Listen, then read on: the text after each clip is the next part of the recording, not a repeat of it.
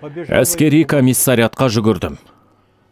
Қаптаған ел, көмекшілер, соғысқа шақырылғандар мен кей жігіттердің ата-аналары жүр.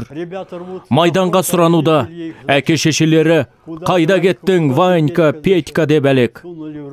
Қолымызға бір бума шақыру берді. Түні бойы дайындапты. Өз орталарында белгілі ғой. Үйде-үйге қасірет таратуға кеттім. Ешкім білмеді ғой. Радиодан хабарлап жатты. Соғыс айналып өтеді деп ойлаған ғой көбі.